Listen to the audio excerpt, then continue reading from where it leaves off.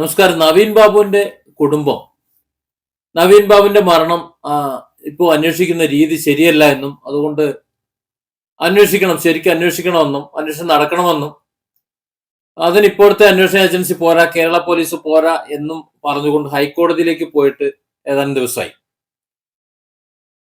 എന്നാൽ അതിന് വ്യക്തമായ കാരണമുണ്ട്.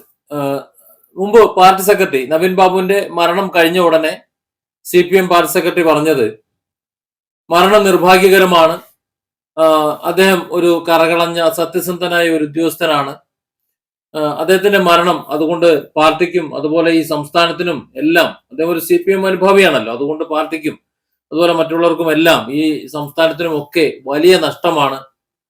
അതുകൊണ്ട് എല്ലാ പിന്തുണയും നവീൻ ബാബുവിന്റെ കുടുംബത്തിനാണ്, നവീൻ ബാബുവിന്റെ കുടുംബത്തോടൊപ്പമാണ് പാർട്ടിയും സർക്കാരും എന്ന് അസന്നിഗ്ധമായി അദ്ദേഹം പറഞ്ഞത് CPM സംസ്ഥാന സെക്രട്ടറി ആയതുകൊണ്ട് അതിന്റെ വാക്കിന് നമ്മൾ ഷംസീറിന്റെ ആ കാലത്ത് മിത്ത് വിവാദത്തിൽ സംസാരിച്ച അതുപോലെ ഒരുപക്ഷെ അങ്ങനെ തന്നെ കണ്ടാൽ മതിയെന്ന് ഒരു വിഭാഗം, കേരളത്തിലെ ഒരു വിഭാഗം ആൾക്കാർക്ക് അന്ന് തന്നെ തോന്നിയിരുന്നു. ചിലരൊക്കെ അത് സോഷ്യൽ മീഡിയയിലൂടെ പോസ്റ്റും ചെയ്തിരുന്നു, ആ വാക്ക് വിശ്വസിക്കേണ്ടതില്ല എന്ന്. അത് ശരിയാണെന്ന് പിന്നെ മനസ്സിലായി. കാരണം അതിനുശേഷം ഈ പ്രസ്താവനയൊക്കെ നടത്തിയ ശേഷമാണ് മുൻകൂർ ജാമ്യം നിഷേധിക്കപ്പെട്ട് PP ദിവ്യ അറസ്റ്റ് ചെയ്യപ്പെട്ട് ജയിലിലേക്ക് പോണത്. ജയിലിൽ പോയി ജാമ്യം കിട്ടി തിരിച്ചു വരുമ്പോ ഇതേ പാർട്ടി സെക്രട്ടറിയുടെ ഭാര്യ തന്നെയാണ് പോയി പൂമാലയിട്ട് സ്വീകരിച്ച് രാജകീയ പ്രവൃത്തിയോടെ ആനയിച്ച് കൊണ്ടുവരുന്നത് കണ്ടത്. അപ്പൊ ഒരു ഭാഗത്ത് പാർട്ടിയുടെ നേതൃത്വവും മറ്റുള്ളവരും പറയണ നവീൻ ബാബുവിന്റെ കുടുംബത്തോടൊപ്പമാണ്, ഇരയ്ക്കൊപ്പമാണ് എന്ന്. എന്നാൽ അതേ ഭാഗത്ത് തന്നെ മറ്റേ കൈകൊണ്ട് ഞങ്ങൾ ഉണ്ട് കേട്ടോ എന്ന് അവിടെ പറയുന്നുണ്ട്. ശിക്ഷിക്കപ്പെടാനൊന്നുമില്ല, ഞങ്ങൾ രക്ഷിക്കാനുണ്ട് എന്ന് പറയുകയും ചെയ്യുന്നുണ്ട്. ഇതാണ് ഒരു ഇരട്ടത്താപ്പ് എന്ന് പറയുന്നത്. ഈ ഇരട്ടത്താപ്പ് കാരണം തന്നെയാണ് നവീൻ ബാബുവിന്റെ കുടുംബം ഒരു പുനരന്വേഷണം എന്നല്ല, ഒരു CBI അന്വേഷണം ആവശ്യമുണ്ട്, കേരള അന്വേഷണ ഏജൻസി പോരാ എന്ന് പറയുന്നതിന്റെ കാരണം. അതിന് പ്രത്യക്ഷമായ ചില തെളിവുകളുണ്ട്. ഈ നവീൻ ബാബുവിന്റെ മൃതദേഹവും വഹിച്ചുകൊണ്ട് കണ്ണൂരിൽ നിന്ന് ആ മൃതദേഹം വഹിച്ചുകൊണ്ട് വന്ന് അതിന് സംസ്കാര പ്രവൃത്തികളൊക്കെ നടത്തി നവീൻ ബാബുവിന്റെ കുടുംബത്തോടൊപ്പം ഉണ്ട് എന്ന് ചേർന്ന് നിന്നുകൊണ്ട് അതിന്റെ സംസ്കാരം പൂർത്തിയാകുന്നത് വരെ, കത്തിക്കൽ പൂർത്തിയാകുന്നത് വരെ കൂടെ നിന്ന ആ നേതാവ് അവിടെ നിന്നും പോയിട്ട് പിന്നീട് പറഞ്ഞത് നവീൻ ബാബു കുറ്റക്കാരനാണോ, കൈക്കൂലിക്കാരനാണോ എന്നൊക്കെ ഒന്ന് അന്വേഷിക്കണമെന്നാണ്. അതായത് അതുവരെ കൂടെ ഉണ്ടായിരുന്ന നവീൻ ബാബുവിന്റെ കുടുംബത്തോടൊപ്പമാണ് എന്ന് പറഞ്ഞിരുന്നവർ പെട്ടെന്ന് ഇങ്ങനെ മാറി ചിന്തിക്കുമ്പോൾ, അങ്ങോട്ടും ഇങ്ങോട്ടും ചവിട്ടുമ്പോൾ അപ്പൊ തന്നെ എന്തോ ഒരു കാര്യമുണ്ട് എന്ന് സംശയിക്കേണ്ടതാണ്. അത് തന്നെയാണ് നവീൻ ബാബുവിന്റെ കുടുംബത്തിനും ഒരുപക്ഷെ സംശയം ഉണ്ടായിരിക്കുക. എന്നാൽ നമ്മൾ തുടർന്ന് കണ്ടത് ആ ഒരു നിഗമനത്തിൽ നിന്നാണ്. അതായത് നവീൻ ബാബു കുറ്റക്കാരനാണോ കൈക്കൂലിക്കാരനാണോ എന്നുള്ള ഒരു തോന്നൽ, ആ തോന്നലിൽ പിടിച്ചാണ് പിന്നെ പാർട്ടി മുന്നോട്ട് പോണത് കണ്ടത്. പാർട്ടിയും അന്വേഷണമൊക്കെ മുന്നോട്ട് പോകുന്നത് അങ്ങനെ കണ്ടത്. അപ്പോൾ സ്വാഭാവികമായിട്ടും നവീൻ ബാബുവിന്റെ കുടുംബത്തിന് വിഷമം ഉണ്ടാവും. അതിന് തെളിവായിട്ട് പാർട്ടി സെക്രട്ടറി പിന്നീട് പറഞ്ഞത് എല്ലാ കേസുകളും CBIക്ക് കേസുണ്ടെന്ന് പറഞ്ഞപ്പോഴാണ് പറയുന്നത് എല്ലാ കേസുകളും CBIക്ക് വിടേണ്ട ആവശ്യമൊന്നുമില്ല എന്ന്. എല്ലാ കേസുകളും വിടേണ്ട ആവശ്യമില്ല, അത് തങ്ങൾ പ്രതിസ്ഥാനത്ത് ഉണ്ട്, പക്ഷെ അത് നിരപരാധിയാണ്, നമുക്ക് പ്രശ്നമൊന്നുമില്ല, അന്വേഷണം വന്നു കഴിഞ്ഞാൽ നമുക്ക് അനുകൂലമാകും എന്നുള്ള കേസുകൾ മാത്രം CBIക്ക് വിട്ടാൽ മതി. തങ്ങൾ ചെയ്തിട്ടുള്ള ആസൂത്രിതമായ കൊലപാതകങ്ങളും അത് മറയ്ക്കാനുള്ള മറ്റു കർമ്മങ്ങളും മറ്റു കാര്യങ്ങളും ഒക്കെ ചെയ്ത നിലയ്ക്ക് ഇത് CBIക്ക് വിട്ടു കഴിഞ്ഞാൽ പണി കിട്ടും. അപ്പോൾ ആ ഒരു പ്രസ്താവനയിൽ നിന്ന് തന്നെ ഇതൊരു കൊലപാതകത്തിന്റെ സാധ്യത ഉണ്ട് എന്ന് പ്രഥമ ദൃഷ്ട്യ പൊതുജനങ്ങൾക്ക് മനസ്സിലാവും. അത് പാർട്ടി അണികൾക്ക് ഒരു പക്ഷെ മനസ്സിലായിക്കൊള്ളണമെന്നില്ല. തെളിവുകൾ 100 നിരത്താനുണ്ട്. ഇപ്പോ ഇതിന്റെ CBI അന്വേഷണ ശേഷം പോലീസിന്റെ അന്വേഷണ രീതി ശ്രദ്ധിച്ചാൽ തന്നെ മനസ്സിലാവും.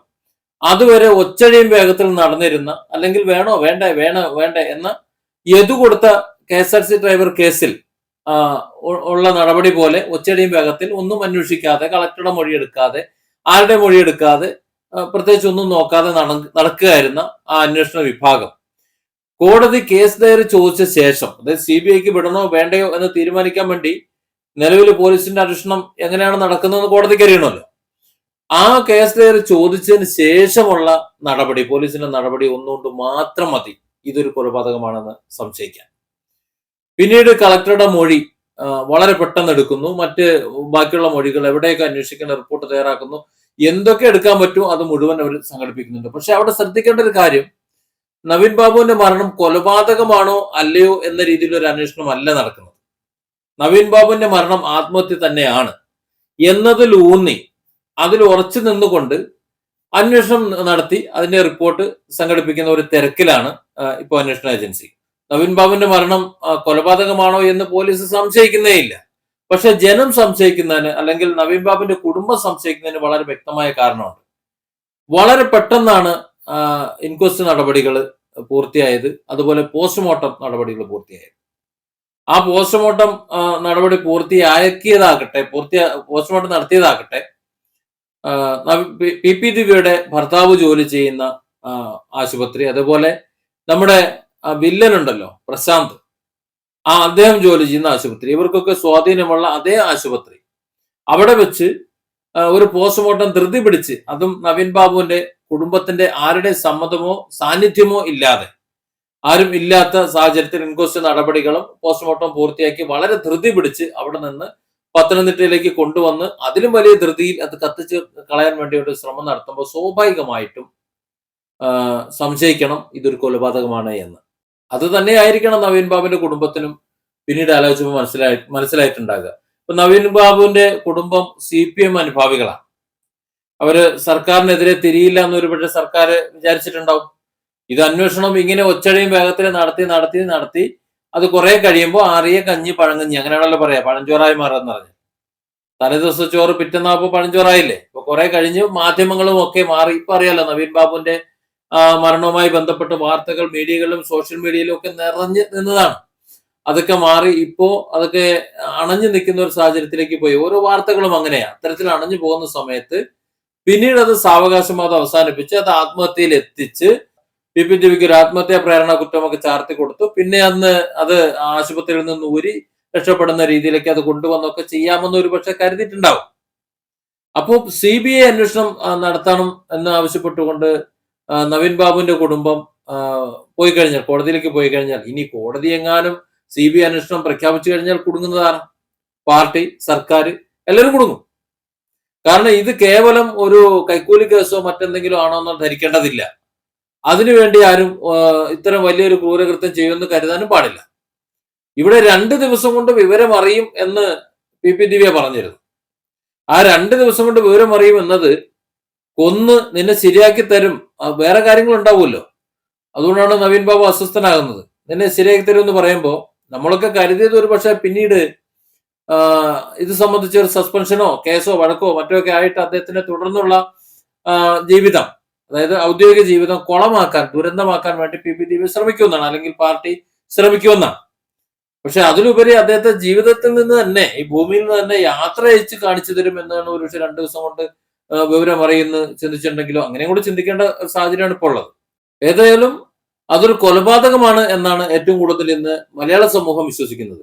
കാരണം പോലീസിന്റെ അന്വേഷണ ഇഴച്ചിൽ തന്നെയാണ് ഏറ്റവും ഉദാഹരണം. എഴഞ്ഞിങ്ങി പോകുന്നു, അതും ആത്മഹത്യയിൽ ഊന്നിക്കൊണ്ട് പോകുന്നു. അതേസമയം കോടതി ഇപ്പോ അന്വേഷണ റിപ്പോർട്ട് കേസ് ഡയറി ചോദിച്ചു കഴിഞ്ഞപ്പോൾ പരക്കം പാഞ്ഞുകൊണ്ട് കളക്ടറുടെ മൊഴിയെടുക്കുന്നു, മറ്റു പലരുടെയും മൊഴിയെടുക്കുന്നു, ഇതൊക്കെ ചെയ്യുന്നു. യഥാർത്ഥത്തിൽ ഇത് ആദ്യം ചെയ്യേണ്ട കാര്യമാണ്. കൊലപാതകമാണോ ഇല്ലയോ എന്നുള്ളത് പോലീസ് ഉറപ്പുവരുത്തേണ്ടതാണ്. ബോഡിയിൽ ഒരു ഫോറൻസിക് എക്സാമിനേഷൻ ആദ്യം നടത്തണം. അത് ചെയ്തതായിട്ട് എവിടെയും ആരും സംസാരിച്ച് കേൾക്കുന്നില്ല. കേരളത്തിൽ ഒരുപാട് പ്രഗത്ഭരായിട്ടുള്ള റിട്ടയർഡ് മജിസ്ട്രേറ്റുമാരും അതുപോലെ പോലീസുകാരും ഒക്കെ ചാനലിൽ ഇരുന്ന് സംസാരിക്കുന്നുണ്ട്. പക്ഷെ അവരാരും ഒരു ബോഡി എക്സാമിനേഷൻ, അതായത് ഒരു ഫോറൻസിക് എക്സാമിനേഷൻ നടന്നതായിട്ട് യാതൊന്നും പറയുന്നില്ല. ഈ കയറ് എടുത്ത് സ്വയം തൂങ്ങിയതാണെന്നുണ്ടെങ്കിൽ സ്വാഭാവികമായിട്ടും ഫൈബറിന്റെ അംശം ഉണ്ടാകേണ്ടതാണ്, അതുപോലെ മറ്റ് ഭാഗങ്ങളിലൊക്കെ ഉണ്ടാകേണ്ടതാണ്, അതൊക്കെ ശേഖരിക്കേണ്ടതാണ്, അത് തെളിവായിട്ട് എടുക്കേണ്ടതാണ്. പക്ഷെ അത് ആത്മഹത്യയാണെന്ന് ഉറപ്പിക്കാനും അത്തരം തെളിവുകൾ നല്ലതാണ്. പക്ഷെ അത്തരം കാര്യങ്ങളൊന്നും അത് വന്നിട്ടില്ല. അപ്പൊ അത്തരം ഒരു എക്സാമിനേഷൻ, എന്തിന് നവീൻ ബാബു ഉപയോഗിച്ചുകൊണ്ടിരുന്ന മൊബൈൽ ഫോൺ പോലും അത് ഫോറൻസിക് എക്സാമിനേഷന് വിധേയമാക്കിയിട്ടില്ല എന്നാണ് പറയുന്നത്. പിന്നെ അത് കോടതിയിലേക്ക് കൊണ്ടുപോയിട്ടുണ്ടെങ്കിൽ കോടതി ഒരു പക്ഷേ കൊടുക്കുമായിരിക്കും. ഇതില് കളക്ടറുടെ പങ്ക് ചിലർക്ക് സംസാരിക്കുന്നുണ്ട്. അതിന് ന്യായമായും കാരണമുണ്ട്. കാര്യം ജില്ലാ കളക്ടർ ആദ്യം പറഞ്ഞത് നവീൻ ബാബു ഒരു നല്ല ഉദ്യോഗസ്ഥനാണ്, യാതൊരു കളങ്കവും ഇല്ലാത്ത ഒരാളാണ്, നല്ലൊരു മനുഷ്യനാണെന്നാണ് പറഞ്ഞത്. എന്നിട്ട് അത് മുൻകൂർ ജാമ്യം നിഷേധിക്കുന്നതിന് കാരണമായിട്ടുള്ള ഒരു മൊഴിയാണ്. എന്നാൽ അതിനുശേഷം ജാമ്യം കിട്ടാൻ വേണ്ടിയിട്ട് നവീൻ ബാബുവിന്റെ മരണത്തിൽ പി ദിവ്യക്ക് ജാമ്യം കിട്ടാൻ വേണ്ടിയിട്ട് കളക്ടർ കൊടുത്തിട്ടുള്ള ആ പോലീസിൽ കൊടുത്തിട്ടുള്ള മൊഴി അത് കോടതിയിൽ നിലനിൽക്കില്ല എന്നുള്ളത് വേറെ വിഷയമാണ്. പക്ഷെ എങ്കിലും ആ മൊഴിയിൽ നവീൻ ബാബു തന്റെ ചേംബറിലേക്ക് വന്നിട്ട് തനിക്കൊരു തെറ്റ് പറ്റിപ്പോയി എന്ന് പറഞ്ഞു എന്ന് പറയുമ്പോൾ അവിടെ കളക്ടറുടെ സ്റ്റാൻഡ് ഒന്ന് പരിശോധിക്കേണ്ടത് നല്ലതാണ്. അത് അദ്ദേഹത്തിന് ഇതിനകത്ത് പങ്കുണ്ടോ എന്ന് കൂടി ഒന്ന് നോക്കുന്നത് എപ്പോഴും നന്നാണ്. ഇവിടെ മറുപടി ഇല്ലാത്ത വീണ്ടും കുറെ കാര്യങ്ങളുണ്ട്. ഈ നവീൻ ബാബു ആത്മഹത്യ ചെയ്തത് വാതിൽ തുറന്നിട്ടിട്ടാണ്. വാതിൽ തുറന്നിട്ടിട്ട് ഒരാൾ ആത്മഹത്യ ചെയ്യും, അല്ലെങ്കിൽ ആ കയർ എവിടെ, ചാവി, ഇങ്ങനെ കുറെ തർക്കങ്ങളും സംശയങ്ങളും ഇപ്പോഴും ഉണ്ട്. ഇനി വാതിൽ തുറന്നിട്ട് തന്നെ എന്ന് തന്നെ ചിന്തിക്കാം. നവീൻ ബാബു വാതിൽ തുറന്നിട്ട് അതിരാവിലെ എഴുന്നേറ്റ് വാതിൽ തുറന്നിടും, 5 മണി 6 മണി സമയത്ത് എഴുന്നേറ്റ് വാതിൽ തുറന്നിടുന്ന ഒരു ശീലമുണ്ട് എന്ന് അവിടെ സ്ഥിരമായിട്ട് വരുന്നവർ പറയുന്നു എന്ന് വാർത്തകളിൽ കാണുന്നുണ്ട്. അപ്പൊ അതുപോലെ അവിടെ വരുന്ന ഒരാൾ രാവിലെ വന്നപ്പോൾ വാതിൽ തുറന്ന് കിടക്കുന്നത് കണ്ടു എന്നും പറയുന്നുണ്ട്. അപ്പൊ നവീൻ ബാബു എന്നും രാവിലെ എഴുന്നേറ്റ് വാതിൽ തുറന്നിടുന്ന ഒരാളാണെന്നുണ്ടെങ്കിൽ ഇദ്ദേഹത്തിന് സ്വാഭാവികമായിട്ട് സംശയിക്കാമല്ലോ, ഈ വാതിൽ തുറന്നിട്ടേക്കാണ്, നവീൻ ബാബു തുറന്നിട്ടേക്കാണ്, അപ്പൊ നമുക്ക് അകത്തേക്ക് കയറി കളയാം എന്ന് ചിന്തിക്കുന്നില്ല. എന്ന് ചിന്തിക്കാതെ പകരം വാതിൽ തുറന്നു കിടക്കുന്നത് കണ്ടിട്ടും അവിടെ നിന്ന് പോയി വേറെ ആരെയൊക്കെ കൂട്ടിക്കൊണ്ടുവന്ന് ആളെ കൂട്ടിയതിനു ശേഷമാണ് വന്ന് അതിനുള്ളിലേക്ക് കയറുന്നത് എന്നാണ് മനസ്സിലാകുന്നത്. അപ്പൊ അങ്ങനെയാണെന്നുണ്ടെങ്കിൽ അയാൾ എന്താ കണ്ടില്ലേ, അയാൾ എന്തുകൊണ്ടാണ് അകത്തേക്ക് കടക്കാത്തത്? അപ്പോ ഇത് കെട്ടിത്തൂക്കിയതാണെന്ന് സംശയിക്കണ്ടേ, കൊന്ന് കെട്ടിത്തൂക്കിയതാണെന്ന് സംശയിക്കണ്ടേ? അതുകൊണ്ടാണല്ലോ ആള് കൂടി വന്നിട്ട് നോക്കുന്നത്. ഇനി നവീൻ ബാബു രാവിലെ എഴുന്നേറ്റ് വാതിൽ തുറന്നിടുന്ന ശീലം ഇല്ല എന്നുണ്ടെങ്കിൽ ഒരുപക്ഷെ വാതിൽ തുറന്ന് കിടക്കുന്നത് കാണുമ്പോൾ എന്തെങ്കിലും ഒരു സംശയം തോന്നിയിട്ട് മറ്റു കൂട്ടുകാരെയോ അല്ലെങ്കിൽ മറ്റു സഹജീവനക്കാരെയോ കൊണ്ടുവന്നിട്ട് അകത്തേക്ക് കയറി നോക്കിയെന്ന് പറയാം. പക്ഷെ ഇദ്ദേഹം എല്ലാ ദിവസവും രാവിലെ എഴുന്നേറ്റ് വാതിൽ തുറന്നിടുന്ന ശീലം ഉണ്ടെന്നുണ്ടെങ്കിൽ ഇവർ വരുമ്പോൾ സ്വാഭാവികമായിട്ടും ഇയാൾ ഒറ്റയ്ക്കാണ് വരുന്നത്, വരുന്ന സമയത്ത് വാതിൽ തുറന്ന് കിടന്ന് കണ്ടു, എന്നിട്ട് അയാൾ അകത്തേക്ക് കയറി, അയാൾ കണ്ടതിന് ശേഷം പിന്നെ പോയി ബാക്കിയുള്ളവരെ വിളിച്ചു വരുത്തി കൊണ്ടുവന്നിരുന്നുണ്ടെങ്കിൽ ഓക്കെ, അത് അംഗീകരിക്കാം. പക്ഷെ ഇദ്ദേഹം ആദ്യം തന്നെ കൂടുതൽ ആൾക്കാരെ കൂട്ടിക്കൊണ്ട് വന്ന് ഒരുമിച്ച് കണ്ടു എന്നാണ് പറയുന്നത്. അപ്പോൾ അതിന്റെ ഉള്ളിൽ നവീൻ ബാബുവിനെ കെട്ടിത്തൂക്കി ഇട്ടേക്കാണ് എന്ന് അദ്ദേഹത്തിന് നേരത്തെ അറിയാമെന്നല്ലേ അത് മനസ്സിലാക്കേണ്ടത്. അപ്പോൾ അത്തരത്തിൽ ചോദ്യങ്ങളും സംശയങ്ങളും ഒരുപാടുണ്ട്. ഈ ചോദ്യങ്ങൾക്കും സംശയങ്ങൾക്കും ഒക്കെ മറുപടി CBI വന്നാൽ വരും. അത് മറ്റാർക്കും അറിയില്ല എന്നുണ്ടെങ്കിലും ഒരുപക്ഷെ CPM നേതൃത്വത്തിനും CPM സെക്രട്ടറിക്കും മറ്റുള്ളവർക്കും BP ദിവ്യക്കൊക്കെ അറിയാമായിരിക്കണം. അപ്പൊ അത് തടയിടണം. ഈ CBI അന്വേഷണം ഇനി അഥവാ കോടതി പ്രഖ്യാപിച്ചാലോ? അപ്പൊ അത്തരത്തിൽ CBI അന്വേഷണം പ്രഖ്യാപിക്കാതിരിക്കണമെന്നുണ്ടെങ്കിൽ ഈ അന്വേഷണം കൃത്യമായി നടക്കുന്നു എന്ന് കോടതിക്ക് ബോധ്യപ്പെടണം. എല്ലാ തെളിവുകളും സാക്ഷികളെ എല്ലാം കൃത്യമായി മൊഴി രേഖപ്പെടുത്തിക്കൊണ്ട് വളരെ അസന്നിഗ്ധമായാണ് ഈ കാര്യങ്ങൾ പോകുന്നത് എന്ന് കോടതിക്ക് ബോധ്യപ്പെടണം. അത്തരത്തിൽ ബോധ്യപ്പെടൽ ഉണ്ടാക്കാൻ വേണ്ടിയിട്ടാണ് 2-3 ദിവസമായി ഈ പരക്കം പാച്ചിൽ പാഞ്ഞ് ഒരു റിപ്പോർട്ട് ഉണ്ടാക്കുന്നത്. അത്തരം ഒരു പരക്കം പാച്ചിൽ നിന്നും ഇതുവരെ നമ്മൾ സംസാരിച്ച ആ കുറെ കാര്യങ്ങളുണ്ടല്ലോ, ആ കാര്യങ്ങളുടെ മൊഴിയിൽ നിന്നും ഒക്കെ നമുക്ക് മനസ്സിലാക്കാം. അത് ചിന്തിക്കുമ്പോൾ മാമുണ്ടെന്ന സാമാന്യ ബോധമുള്ള മലയാളികൾക്കൊക്കെ മനസ്സിലാകും ഇതൊരു കൊലപാതകമാണ്, ഇതൊരു ആത്മഹത്യയല്ല എന്ന്. അതിന് ഏറ്റവും വലിയ ഉദാഹരണം പോലീസ് ഇത് കൊലപാതകമാകാൻ സാധ്യതയുണ്ട് എന്ന ലെവലിലേക്ക് ഒരു ചിന്ത പോലും കൊണ്ടുപോകുന്നില്ല എന്നാണ്. ബാക്കിയുള്ള തെളിവുകൾ ധാരാളമുണ്ട്, സാഹചര്യ തെളിവുകൾ, സംശയങ്ങൾ ഒരുപാടുണ്ട്. ആ സംശയമൊന്നും അന്വേഷിക്കുന്നില്ല എന്ന് തന്നെയാണ്. ഇത് തന്നെയാണ് നവീൻ ബാബുവിന്റെ കുടുംബം CBI അന്വേഷണം ആവശ്യപ്പെടുന്നതിന് പ്രധാന കാരണം എന്നാണ് മനസ്സിലാകുന്നത്. ഏതായാലും ആ അന്വേഷണത്തെ സർക്കാർ ഭയപ്പെടുന്നു. CBI അന്വേഷണം വരാതിരിക്കാൻ വേണ്ടി പഠിച്ച പണി 18 പയറ്റാൻ വേണ്ടി സർക്കാരും മറ്റ് അന്വേഷണ ഏജൻസികളും ഒക്കെ അശ്രാന്ത പരിശ്രമം നടത്തുന്നു. അതുകൊണ്ട് തന്നെ ഉറപ്പിക്കാം ഇത് ഒരു കൊലപാതകമാണ് എന്ന്.